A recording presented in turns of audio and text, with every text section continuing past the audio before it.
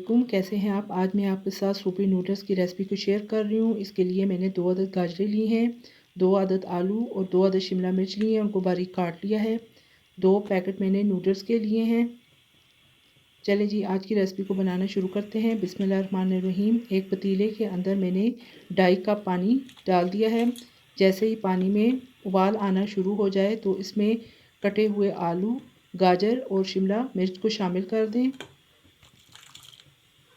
ये बहुत ही टेस्टी और जायकेदार नूडल्स बनकर तैयार होंगे। और साथ में अब नूडल्स को भी डाल दें। 2 अदद जो साशे थे उनको भी खोलकर आप शामिल कर दें। फ्लेम को आपने मीडियम रखना है।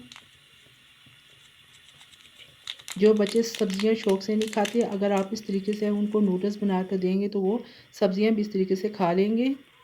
इसके अलावा भी आप अगर कोई और सब्ज़ी मिक्स करना चाहते हैं तो आप कर सकते हैं।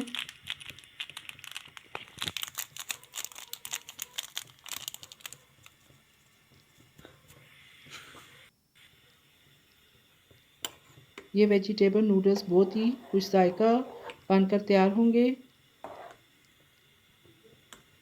तमाम चीज़ों को आपने अच्छे से मिक्स कर देना है और 10 मिनट के लिए लो फ्लेम पर इनको पकने देना है।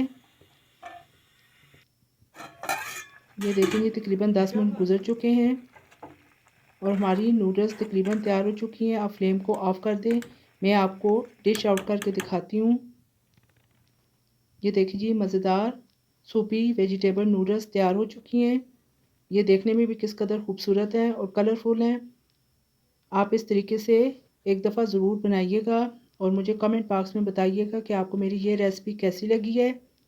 अगर आपको मेरी ये रेसिपी पसंद आए तो लाइक कर दीजिएगा और मेरे चैनल को सब्सक्राइब और शेयर भी कर दें।